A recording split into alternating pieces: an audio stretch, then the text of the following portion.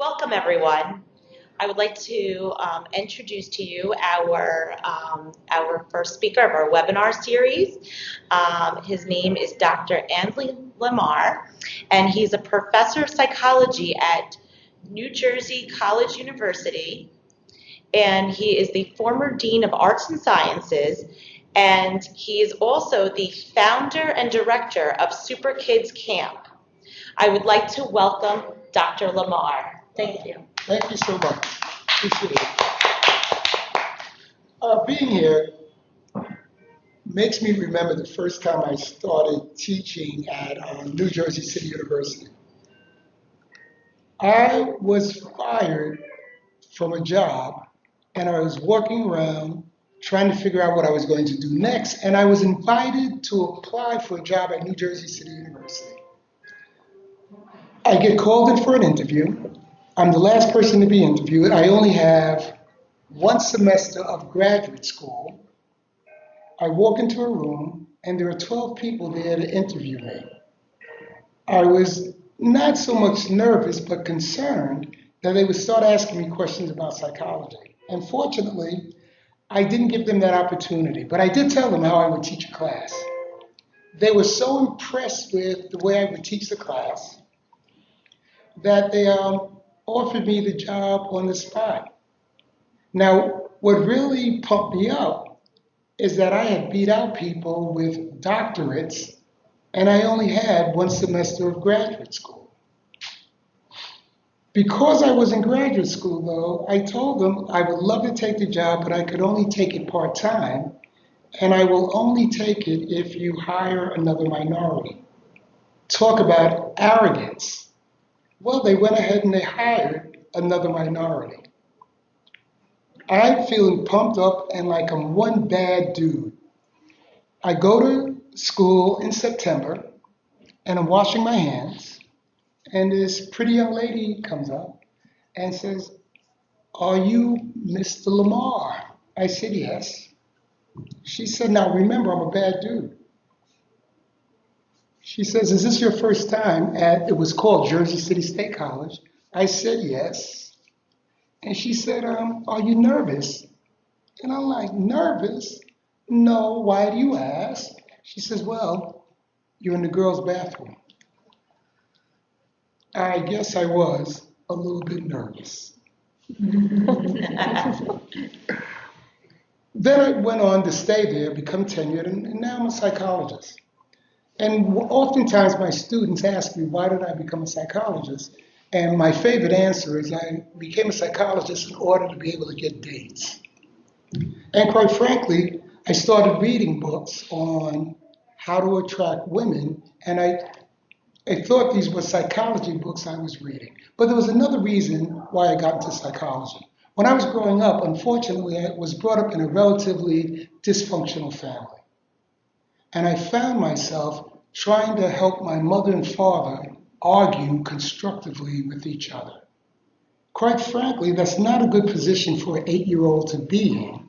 And it was really rather scary and rather painful. So as I became older, I wanted to be able to help people in a way that was more appropriate and healthier. So I ended up studying psychology. And I work with a number of people in terms of helping their marriages work, but I also work with parents who are interested in working better with their children.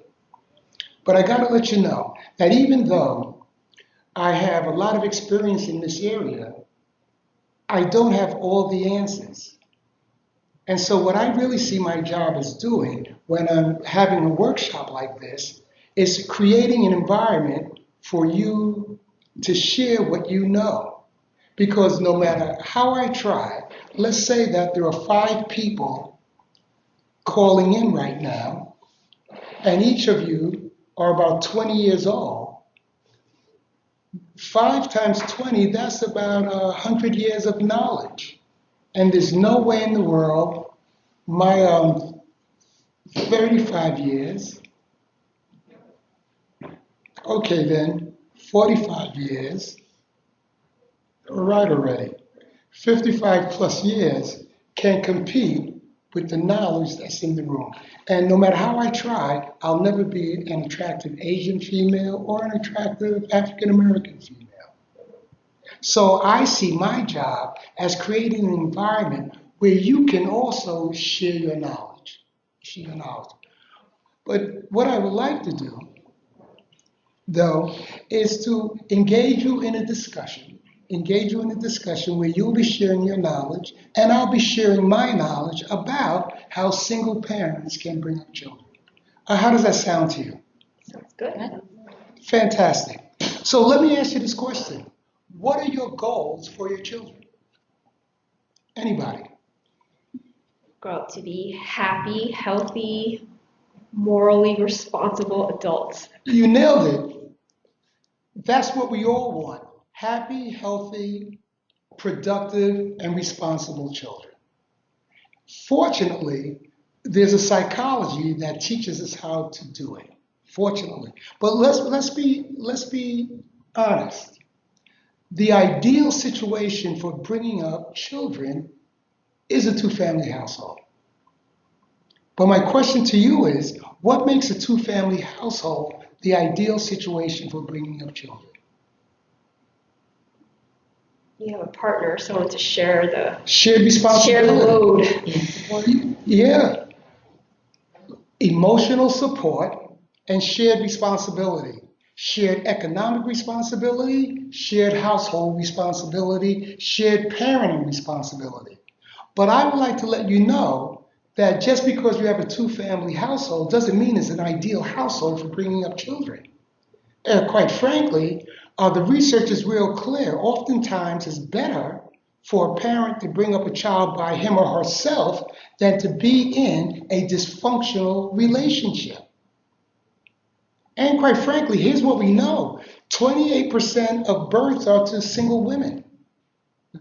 And for those of you who think you're out there by yourself, 53% of first births are to unmarried women. And that happens for a number of reasons. The woman may have found an inappropriate partner, may be divorced, may be widowed, or in this day and age, there's a large number of women who are choosing to adopt children or choosing to have artificial insemination. So single womanhood is no longer this anomaly or this thing that people aren't doing. So now my questions to you is, why might single parenthood be a better idea than a two-parent family? You don't get like a mixed reaction on something. So there's a clear indication of what is expected. And sometimes in a two-parent household, both parents could have different ideas on how. Different philosophies about child rearing. The kid is split. Who do I listen to? And even though mommy may be more nurturing than daddy, and the child may move towards daddy, or vice versa, the kid still feels split and quite frankly feels guilty about siding with one or the other. So you're absolutely right. There's one philosophy rather than two. What's another reason why a single household may be better than a two-parent household? I mean, if you have someone, it's better to not have a dysfunctional relationship where there may be violence or abuse going on, but the role modeling for the child of what, an unhealthy dysfunctional relationship looks like. Absolutely. I would rather bring up my child by myself than exposing my child to nasty arguments on a regular basis. The tension and the possible emotional and physical abuse is not useful. So we have a couple of reasons why it works. One, there's a unified philosophy coming from one parent, and the household doesn't have the same level of tension as a dysfunctional household. Tell you a secret. We know that 50% of the people who get married get divorced. 50% of the people who stay together are unhappy. So 25% of the people who are married are happy, which means there are very few children being brought up in happy households. So perhaps I would first argue that parents and people who are getting married need to learn how to be married partners. But absent that, well, maybe better to be living on their own rather than having children in an environment that's unhealthy for them. Now, I would like to tell you a story about a person very close to me, my sister. When my sister was young, she started dating a guy that she was absolutely in love with, the wrong guy for her. And part of the problem is my father was a very supportive man in the traditional male sense. He said there will always be a roof over your head, food on the table, shoes on your feet. What was missing, though, was the emotional connection. So my sister goes outside and finds that emotional connection in a guy. Wrong guy. She gets pregnant. They get married. He's abusive. They get separated and divorced. But she has a son by him. And the boy grows up acting out in the household. She calls all of us and says, if my son doesn't start following my rules, I'm kicking him out. Please don't let him in. Because then the choice becomes either you follow my rules or you're out on your own. Unfortunately, her husband's family, her former husband's family, took him in, and they had a dysfunctional family of their own. So he grew up in a dysfunctional environment. My sister, unfortunately, went on to have, not unfortunately, but did have two other children as a single parent. The son, who is now 40 years old, is finally getting it together. On the other hand, her oldest daughter has an MSW from Columbia, and her youngest daughter has an MSW from NYU. What that tells me, that as a single parent, you can learn, because she did make mistakes with her son, but you can learn to be an effective parent and bring up children who are going to be productive members of our society and happy. I'm proud of both of my nieces, and I'm thankful that my nephew is finally starting to get it together. So the question is, if I was sitting in your seat, I would be wondering, what did she do that made it work? But before I share with you some of the principles that we discovered for bringing up happy children, I would like to know, what did your parents do with you that worked? Would you tell me your name, please? Nancy. Nancy. What did your parents do? Just one act that they did that you say, doggone, I'd like to repeat that. Very clear boundaries. Thank you very much. You knew what they thought was right and what they thought was wrong. Very clear boundaries. Great.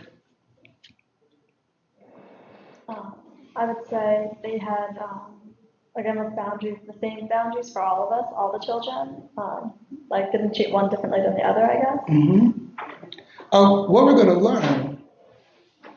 to learn is that all parents treat all of their children differently.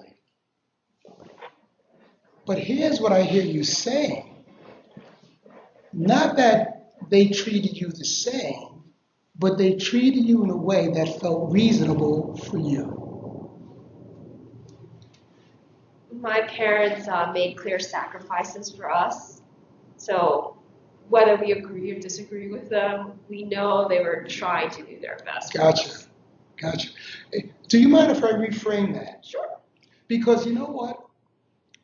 I have a son, and he goes to the Berklee College of Music in Boston, which is an excellent school and expensive as all get out. I'm paying his tuition. It's not a sacrifice. is a priority. So I will suggest to you that what may have looked like a sacrifice to you was really your parents saying, what we're giving her is more important for us than this over here. Does that make sense? I mean, it does, and that's a good way of looking at it. But I think culturally, culturally, it's sacrifice. I understand. We sacrifice our happiness for you, and thus comes all the guilt. So, Oh, thank you very much. And thus came the what? guilt. That's right. Which is why, because having parents of West Indian descent, my mother, very good at the guilt inducing. For me, parents don't make sacrifices for their children, even though they say they're doing it. For me, what I do for my kid is a priority, and I will never frame it as a sacrifice. Could I go out and buy a Jaguar? Yes, but I choose not to. Priority. You know, sometimes a little bit of guilt though works, doesn't it? Yeah. Or what did what's one thing that your parents did that you said, hey, you know, I really like this. I'll do this with my children.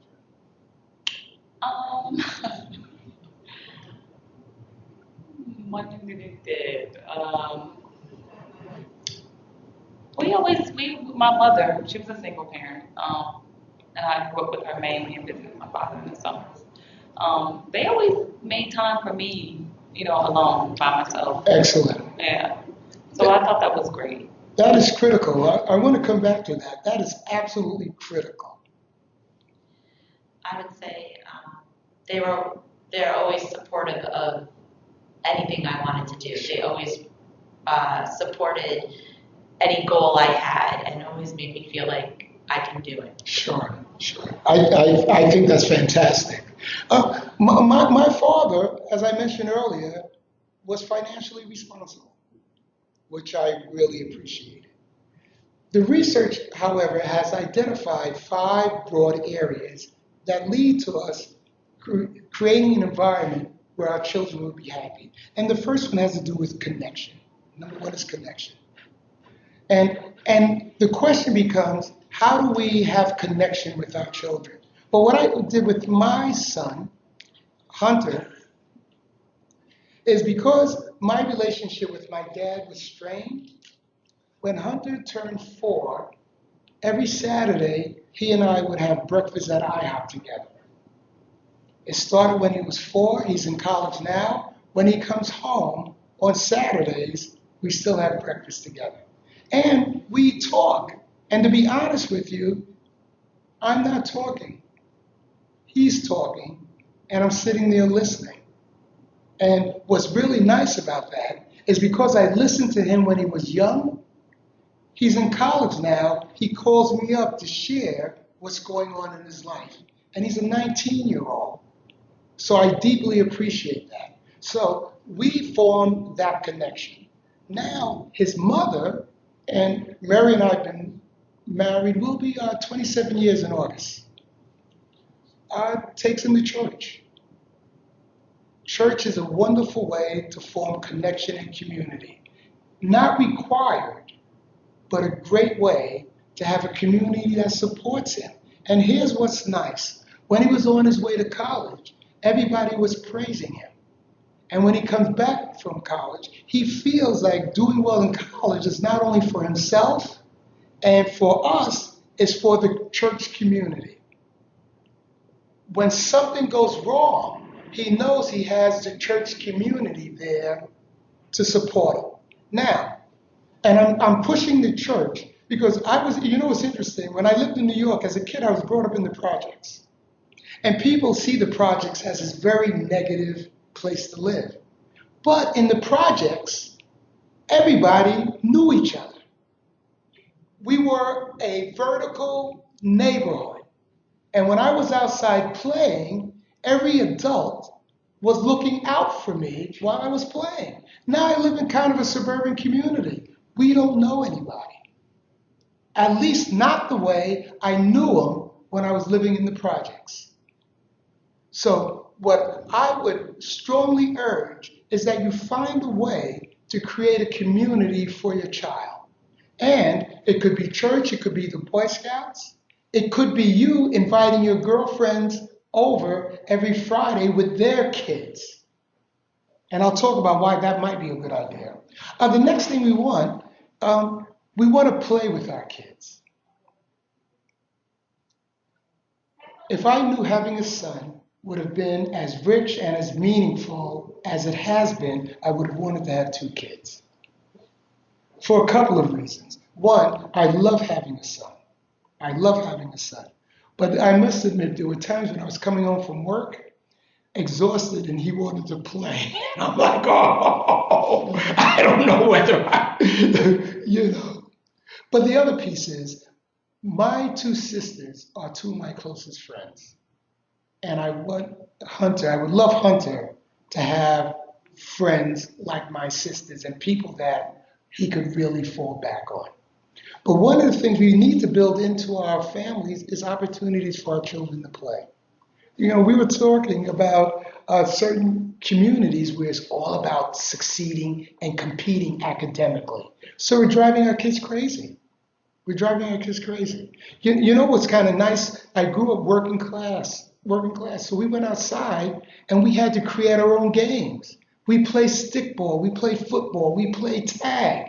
And we were the ones creating the rules. There weren't parents telling us this is how we played. And it was for fun, not for competition. We need to find ways to create an environment where children play, which is one of the reasons why I created Super Kids Camp. Going to camp saved me by putting me in a community that was healthy, but also a place where I could play openly and just have a good time. Now I'm talking about you creating an environment for your children to play. Tell me your first name, please. Atia. Altia. Guess who else needs to play? You got it. You got it. I'm dealing with clients who work too much, who take work home with them, who are working on weekends. See? And I would love to talk to the bosses who have you working on weekends, because that is antithetical to being creative and productive. And I will tell you this, if you are not playing for yourself and you are not nurturing yourself, you're not going to nurture your kid. So you're busy working, making money for your child, but I'll tell you this, what your child would prefer is for you to be there for them emotionally than the latest pair of sneakers. I could afford to give my son the sneakers that he wants. I will tell you that he wouldn't trade our Saturday morning breakfasts for those sneakers. He may say he would, but I know in his gut he wouldn't. Parents need to play. And when you tell me you don't have the time to play, I will tell you you need to schedule it.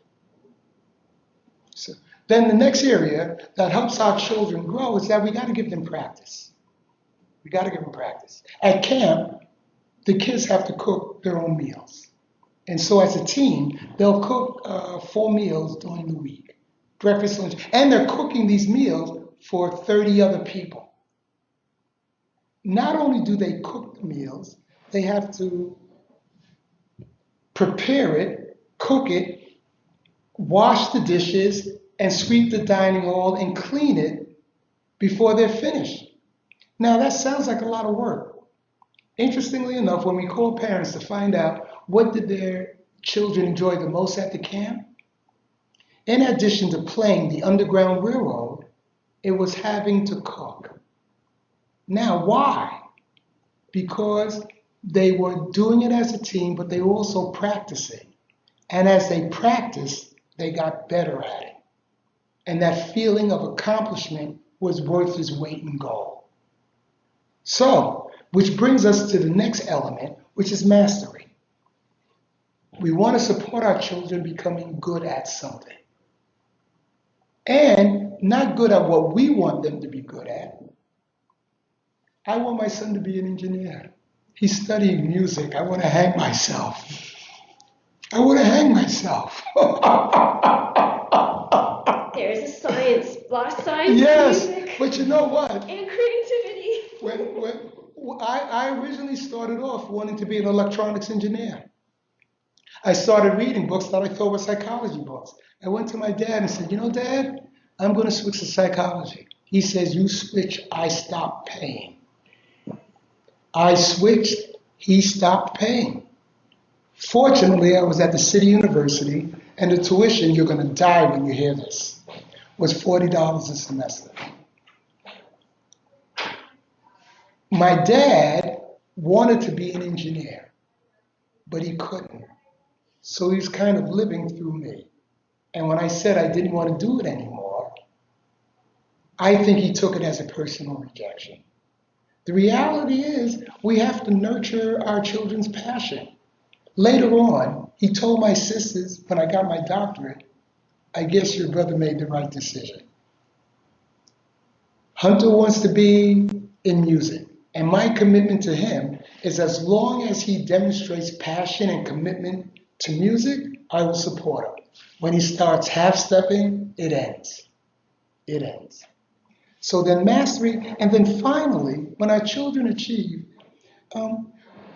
what's your ethnic background? Patient. Ah, isn't that interesting?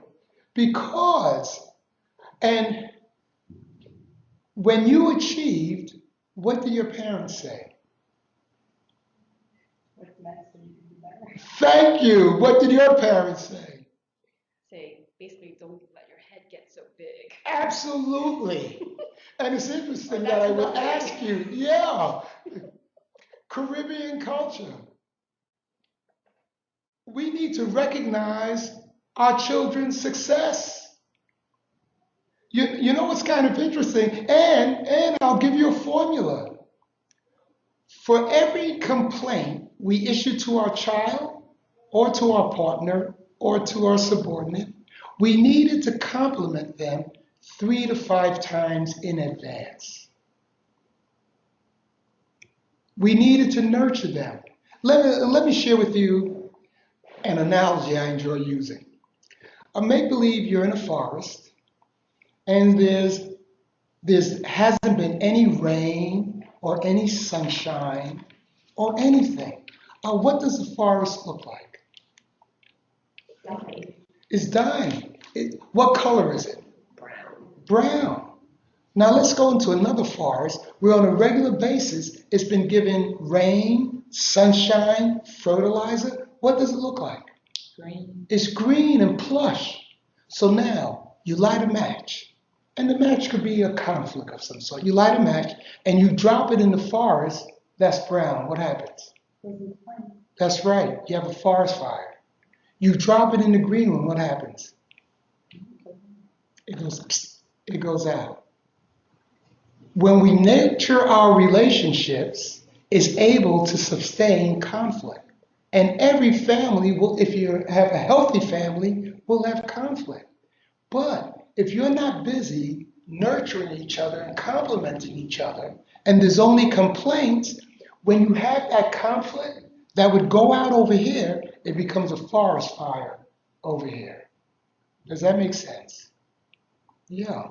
So here's what we know. In order for us to bring up our children to become healthy, happy adults, we need connection, they need to play, they need practice, they need to develop a sense of mastery, and they need recognition. Now, before I go on, I'm going to share with you some rules. But before I go on, I would like to hear what are some of the challenges you have as a parent, either a parent, a single parent, or a married parent. What are some of the challenges? Patience. Patience. Having patience. Need patience. Yes. What's another challenge?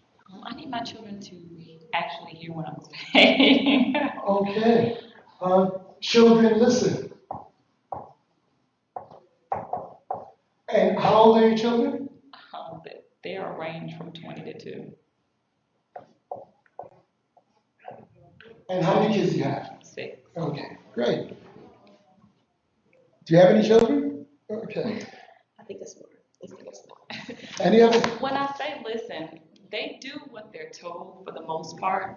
But when I try to advise the older children on, life issues or goals, it's kind of like, oh, mom, you don't know what you're talking about. Gotcha. You're not cool. Okay. So, accepting advice. Yeah, I would say that. Gotcha. Great. Great. Oh, would you elaborate a little bit more on patience? What you mean by that? Accepting they are who they are, not imposing my own Right. wishes on them. I appreciate your honesty. Not wanting to throttle them. Gotcha. So accepting your children for who they are. Yeah. Understood. Like it's not about me. When they're not listening, it's not about me. What's developmentally appropriate and what isn't? Mm-hmm. That's How old are your kids? Mine are about 5.5 and 3. Little. Oh, yeah. I got a Before I make any recommendations, does anybody have any thoughts about patience and how to become more patient? Sometimes I just give myself a time off. Mm-hmm. So, to gather my thoughts and just remember that they're, for you, that they're little. Yeah. We are a family of strong-willed individuals. Sure. I would have to say that. All of us. Sure.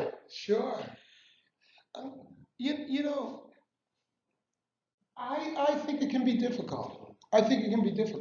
But one of the things that I would recommend is discussion with your partner and having a clear vision of where you want your children to be. And quite frankly, I think there are parents who advocate responsibilities by not having boundaries and rules. So my son must follow my rules. My house, my rules. Your house, I'll follow your rules. However, the rules have to do with integrity, honesty, character,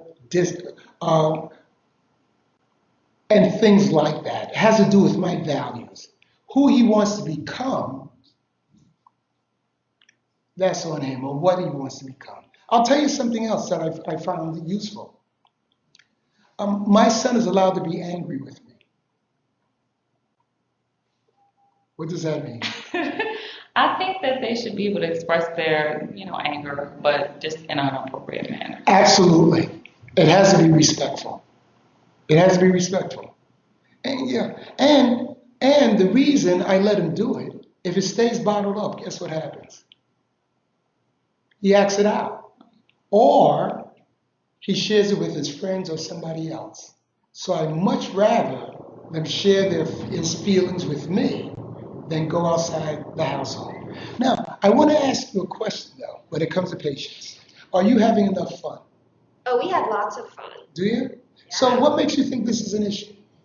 Oh, I have one son who's very kind of rigid. Go ahead, Bill. What do you mean by rigid? Go ahead. Like, things have to be a particular way. He's very sensitive. He is a loving, wonderful child. All best and possible, but everything is like, and this is, I think this is age appropriate. It's the end of the world. Like 1 second, it's like, life, you're wonderful, I love you. And the next moment, it's like, this is the worst day ever. And it's like, and sometimes it's the feeling, and I know it's me, that I can't do more for you. Or like, like it's a life lesson. Like life is hard. Or, Sure. Like I know you're 5, but life isn't about getting what you want. Absolutely. And yes, you're not even in kindergarten yet, and you have to go to school. But you know what? It's these, like, they're like themes, and I can see them as they get older. What am I going to do when he's 12, when he's 18? It's the same theme. You know what? I wonder, because we have something almost similar at home. Mothers and their sons. Mothers have a different relationship with their sons than fathers do. And mothers feel compelled to take care of their sons. Is that true? And then my husband is just like, he just has to suck it up and deal with it. Absolutely. That's right. That's right. Yeah. So I say, Hunter, I'm going to inspect your bedroom. And it's like, Mommy already did it. Because my standards are different from Mommy's. Yeah. Now, here's what's okay. It was okay for Hunter to be Mary's son. And I mean that in broad. He was always my son until he hit 11 or 12. And then I take over. His mother is still there. But when he hits that age, dad's responsibility increases dramatically. So mothers, they nurture their sons and they baby them and all that kind of stuff. But at 10, 11, 12, now it's time for me to take over and help you develop into a man. So now to be clear, part of what's going on is absolutely normal. That's mothers and their sons. And what's kind of interesting, mothers, the saying, love their sons, train their daughters.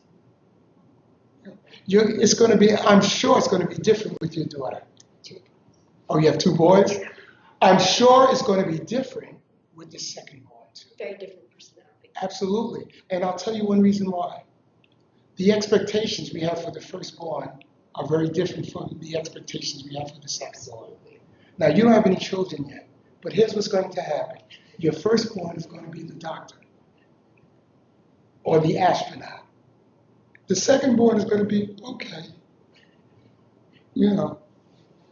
There's a great commercial out where the mother has the firstborn child and somebody wants it. Can I hold it? Wash your hands, sanitize it. And then with the secondborn child, she gives it to a garage mechanic. Exactly the way it happens. Exactly the way it happens. The other thing that we learned is that, interestingly enough, now this is just a general law, not necessarily true for everybody. The mothers exert more influence on the firstborn. The father exerts more influence on the secondborn. Why are you nodding your head? I think I've seen that pattern. Yes, yeah.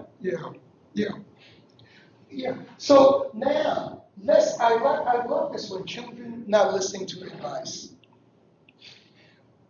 To be fair, how many of us listen to advice? I mean, when I was younger, I was not a good example. So.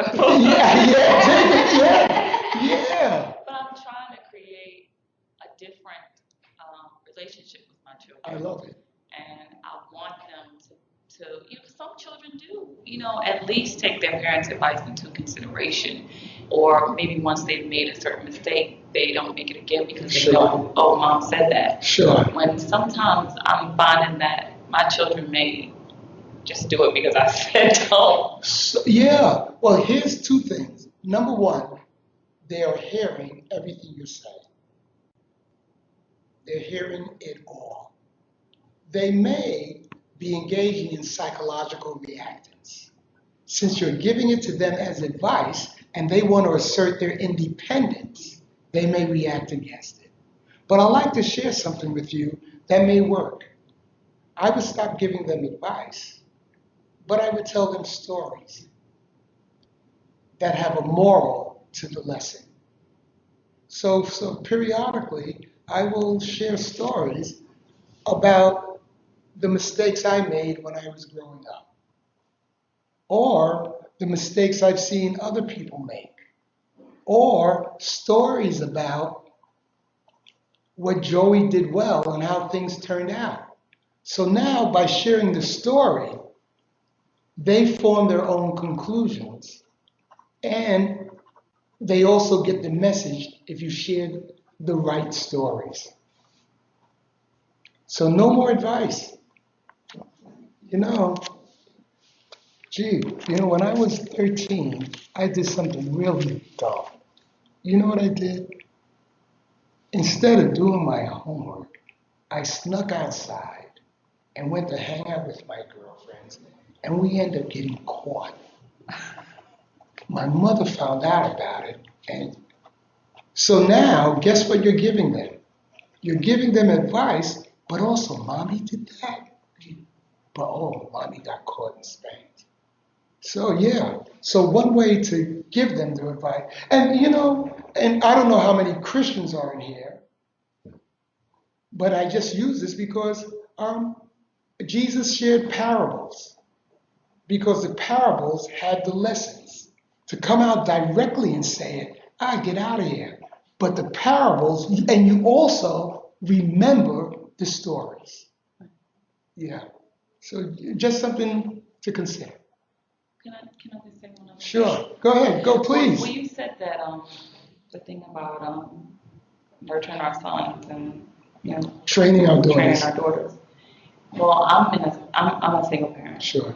So the time that it's time for the father to take over with my boys is not really Sure. there. So I want to, because my oldest son is really dependent, and I'm trying to change that. Gotcha. And my younger boys, I don't want to do that to them. Mm-hmm. So I'm trying to think of some ways to help create an environment where I'm not like throwing them out the nest, like fly on your own, but I don't want to. I think that's great. Number one, I think you've taken a very important step just by acknowledging. Just by acknowledging. But before I make a recommendation, does anybody have any thoughts about how a single mother could not be too nurturing of her sons? Any thoughts? I don't really think about what kind of traits you want to have and how do you advise someone else to like embody those traits. Like, what's the expectation I have for him?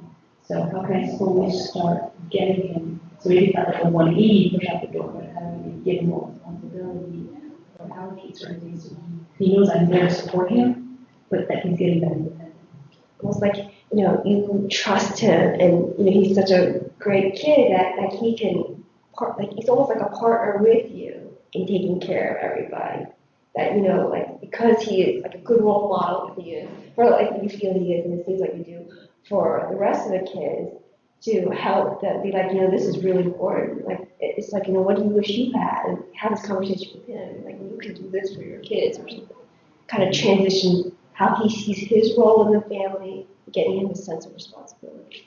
I like that notion. I like both notions. And I like the notion of, say, I need you to watch the kids while I do X, Y, or Z. However, there are single mothers who make their son their partners.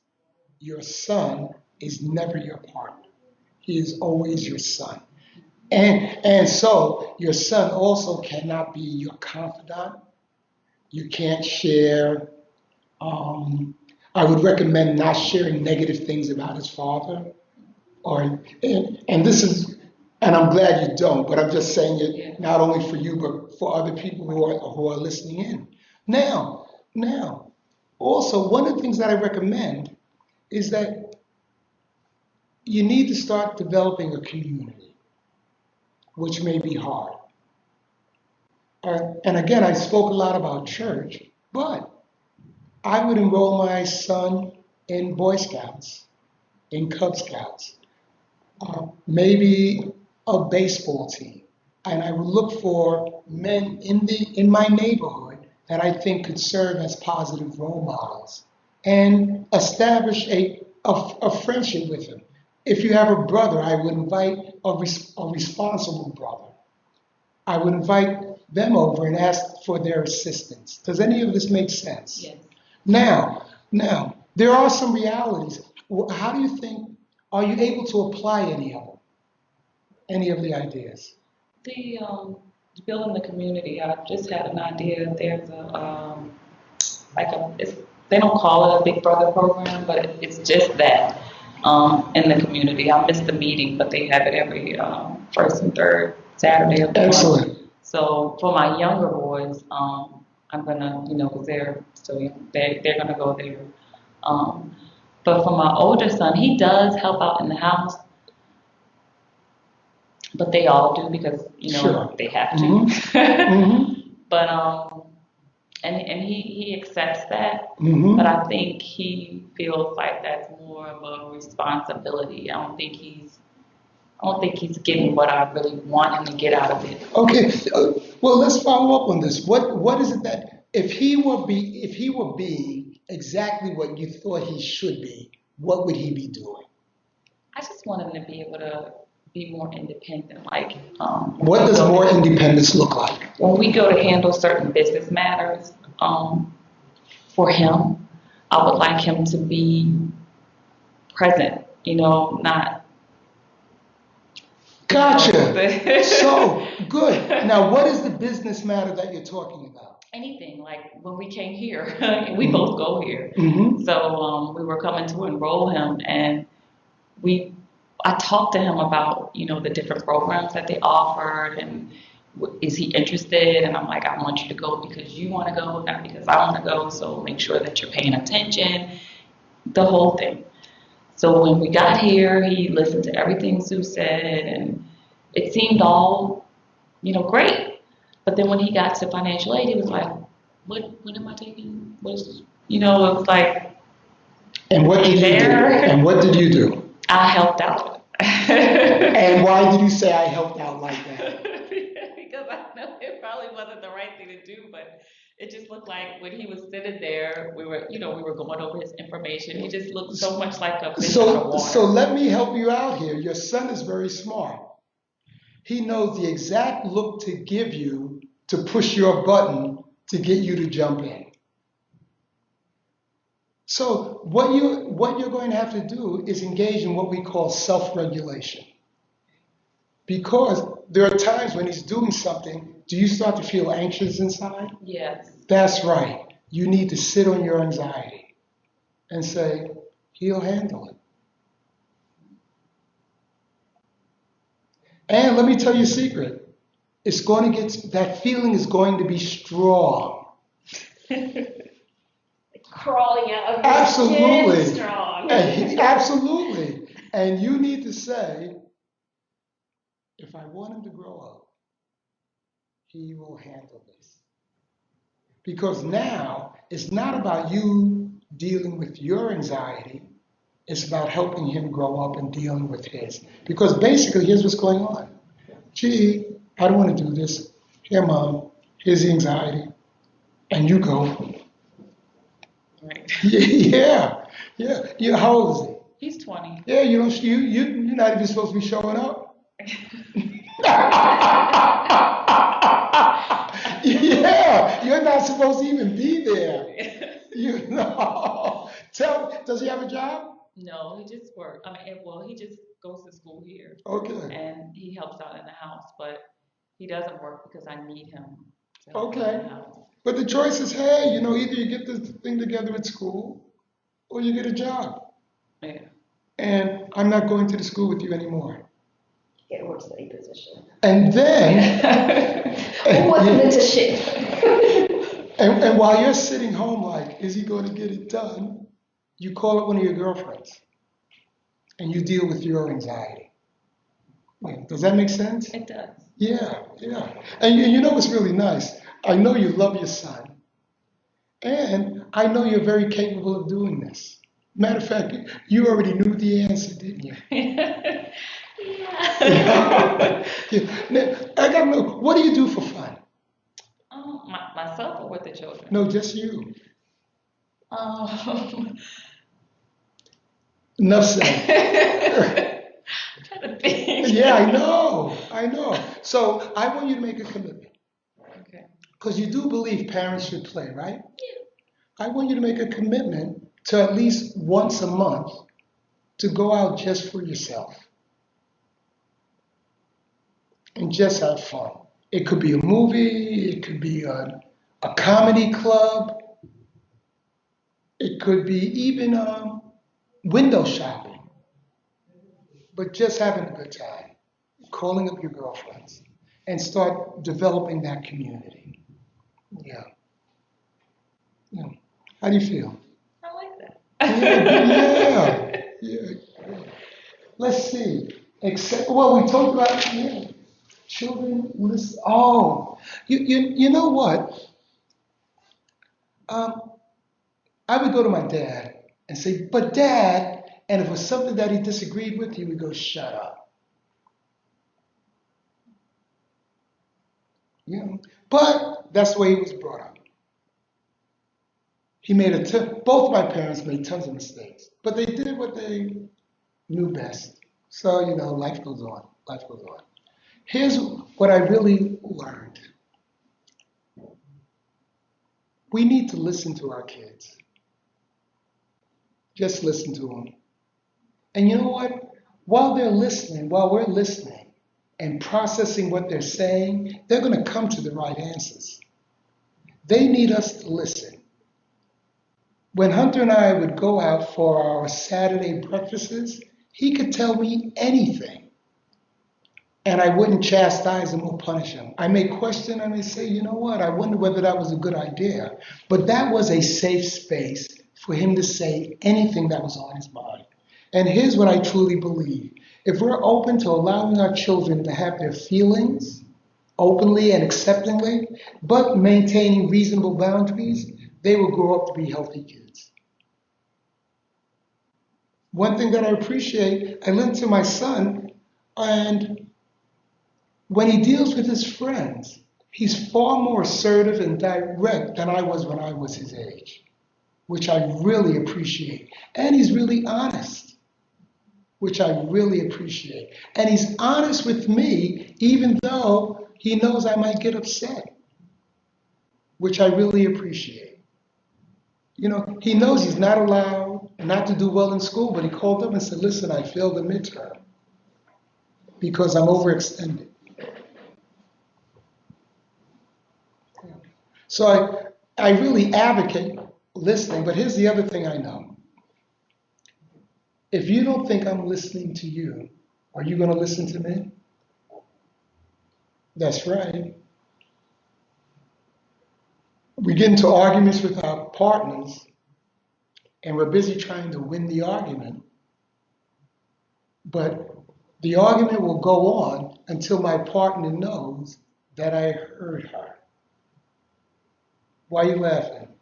I knew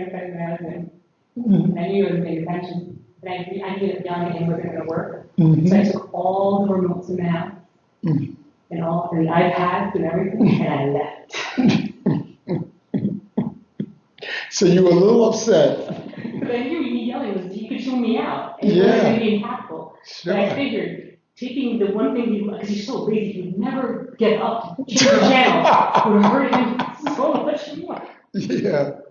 That's what I did. So you created an environment where the discussion could take place. No remotes. Yeah, yeah. How long have you been married? January, March, April. Recent. Pretty much. And the reason I ask, the first year is the hardest. So I'm dealing with two couples now. One couple, the father did something really wise. He said, here, I want you to give my daughter and her fiance premarital counseling. So they came for 10 sessions. Then they got married, went on their honeymoon. And then about 8 months, they gave me a call. Said, we need to come in. So they came in. Things got really tense because they forgot a lot of the skills that they learned. So they needed to get used to using the skills again. So they're back on track. But the first year, you're negotiating a relationship. And even though you've known each other for a long time, you have not been married for a long time. And all kinds of new things come up. Yeah. Yeah. Yeah. But if you hang in there, you'll figure out how to make it work. Yeah. Yeah. Let's see. I have one thing that I was going to say. Go ahead. Can I add it? Go ahead. I mean, I think it's, and you mentioned earlier, it's getting the partners on the same page. And my husband and I actually are very much in sync in a lot of ways. Nice. And part of the kind of a negative issue, I guess, negative a negative side of it is that both of us grew up in sort of physically, emotionally violent, abusive households. And so we are both aware of this, but it's like, it's there. It's like, it's almost like when you feel, it's like, in that moment. Sure. When you're, and that's why we have we have a very emotive household, and it's lots of love and lots of like emotions all over the place, and I think that's one reason why. And for us, it's like it's all accepting. Of course, the kids, we don't necessarily fight with each other, but when we're upset, we don't hide it. And I'm glad you brought that up. I believe in fighting in front of the kids. No, you know why? I believe in fighting in a healthy way in front of the kids. No name calling, no physical violence, and coming to a resolution. If we don't fight in a healthy way in front of our children, how will our children learn to fight? So people walk around hiding their feelings. Or when they do get angry, it comes out sideways and nasty. So I remember the first time I'm like, Mary, I don't like what you did. And my wife is very traditional. Oh no, we shouldn't do it in front of Hunter. And the first couple of times, Hunter got nervous, but I insisted on it. It got to a point where Hunter would go, excuse me, I have something to say. Mind your business. Mind your business. When he was 3 or 4, I said, Mary, I don't like. He got out of his high chair, walked over to me, and punched me in my leg. He was defending his mother. I'm like, are you out of your mind? So I said, don't hit daddy. Don't hit. Mary, tell him, don't hit daddy, because that's so cute. But she had to say, don't hit daddy also, right? Because if she stayed silent, she was passively letting him think that it was okay. I guess on that, I would too for a lot of single parents, you have a lot of times that relationship is strained. So I guess for me, what I wonder, what's a good way to balance that if the kid does see some of that nastiness? What's a good way to try to kind of dispel that and work through that? Because sometimes I do see mom and dad kind of getting nasty. And Sure. how do you bring it? Any thoughts about that? I'm not sure that's a good question. Yeah. Well, one, I would be very clear about it's not your fault. And I would also be very clear, like sometimes mommy and daddy make mistakes. And the way mommy and daddy spoke to each other was not the right way to talk to each other. And just acknowledging we made a mistake. And because also you're acknowledging your humanity. Even though I know a lot, I'm sure I make mistakes. I'm sure. So, yeah, it's great. Excuse me. No, so I think, that's a good thing I think that a lot of parents are so fearful of owning that they don't know or that was incorrect that they kind of stifle their children. And so I think what you're saying is great is to say, look, I didn't know, I'm doing the best of what I. Absolutely. I made a mistake, you know what? And if I had it to do over again, I wouldn't do it that way. And you know what's interesting? Acknowledging that you made a mistake doesn't cause you to lose authority. In fact, it increases your credibility. Yeah. Yeah. You know what's really interesting? Parents are leaders. And in many ways, we lead the way we parent. For me, an effective leader can say to his staff, you know what? That was a dumb decision on my part. And it just opens it up. It opens it up. Yeah. I appreciate you bringing that up. And I would always try to create a space where my child could have his feelings. And even though did that scare you? Hunter would say no. But hey, if you ever want to talk about it, I'm here.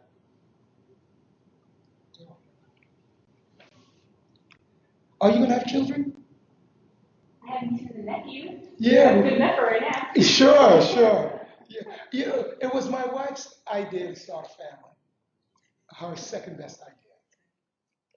And Oh, the first one was Mary and Mary. absolutely. Yeah.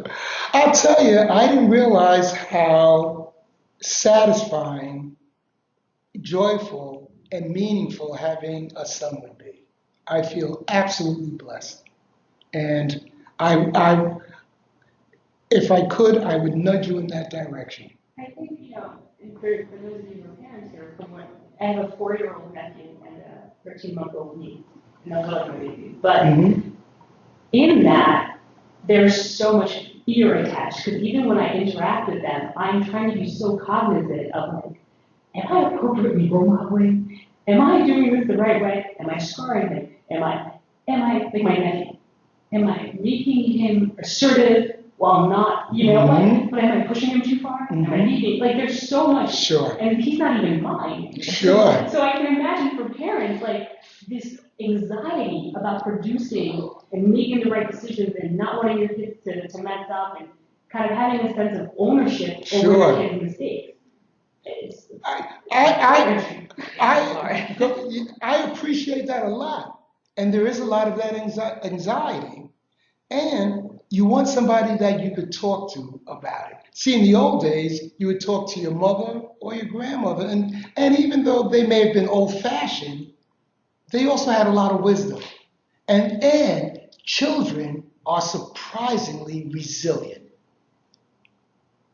As long as you set reasonable boundaries and allow them to have their feelings, they're surprisingly resilient. And they could tolerate a lot of mistakes. Matter of fact, the mistakes will help them develop even additional character. When we protect them too much is when they'll go out in the world and not be ready for it. So I would just encourage you just to be yourself. Have fun, enjoy them. Yeah. And your nieces and nephews, are these your brothers or sisters' kids? My brothers. Yeah, he'll tell you. The wife will tell you. I prefer to play with them when she's not around. Yeah. Good. Oh wow. So it's time for us to start to wrap up. I didn't realize what time it was. Now, um, there are challenges being a single parent, but being a single parent also allows growth for us. And the challenges that you're being presented with, for example, backing off from your son, that's an opportunity for you to grow as a person. And every challenge that we're presented with is another opportunity for personal growth. And on that note, I would like to thank you. I enjoyed this talking with you.